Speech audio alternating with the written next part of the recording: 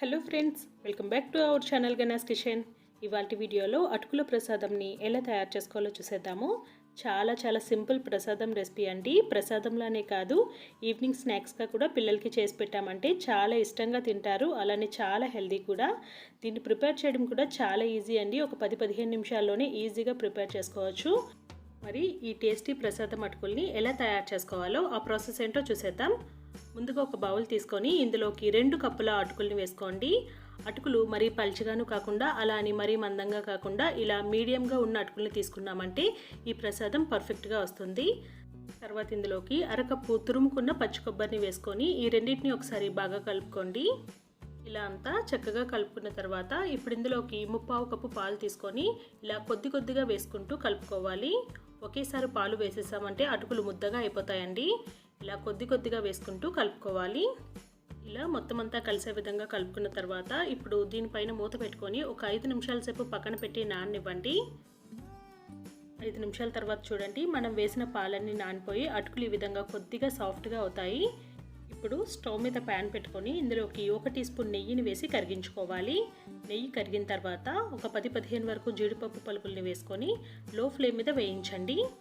జీడిపప్పు కొద్దిసేపు వేగిన తర్వాత ఇప్పుడు ఇందులోకి 1 టేబుల్ స్పూన్ ఎండు ద్రాక్షని కూడా వేసుకొని వేయించుకోవాలి. ఇలా డ్రై ఫ్రూట్స్ అన్నీ చక్కగా వేగిపోయిన తర్వాత ఇప్పుడు వీటిని ఒక ప్లేట్లోకి తీసుకొని పక్కన పెట్టేసుకోండి.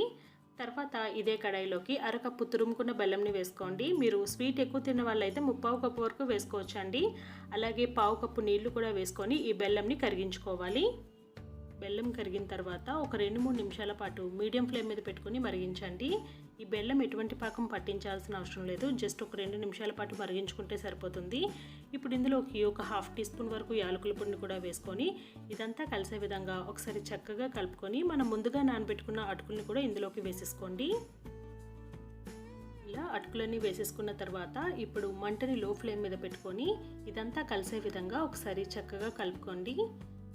ఇలా అంతా కలుపుకున్న తర్వాత ఇందులోకి మనం ముందుగా వేయించుకున్న కాజు కిస్మిస్ని కూడా వేసుకొని తిరిగి మళ్ళీ ఒకసారి ఇదంతా కలిసే విధంగా బాగా కలుపుకొని స్టవ్ ఆఫ్ చేసుకోవాలి.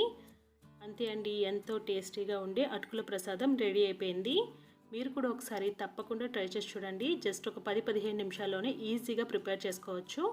టేస్ట్ అయితే చాలా బాగుంటుంది. మనం ఈవినింగ్ స్నాక్స్గా పిల్లలకి కూడా పెట్టామంటే చాలా ఇష్టంగా తింటారు. మీకు కనుక ఈ వీడియో నచ్చినట్టయితే ప్లీజ్ లైక్ చేసి షేర్ చేయండి. మరిన్ని టేస్టీ రెసిపీస్ కోసం గణేష్ కిచెన్ ఛానల్ని సబ్స్క్రైబ్ చేసుకొని పక్కనే ఉన్న గంట సింబల్ని యాక్టివేట్ చేసుకోండి. దీనివల్ల మేము పెట్టే లేటెస్ట్ వీడియోస్ అన్నీ మీకు నోటిఫికేషన్గా వచ్చేస్తాయి. Thank you for watching this video.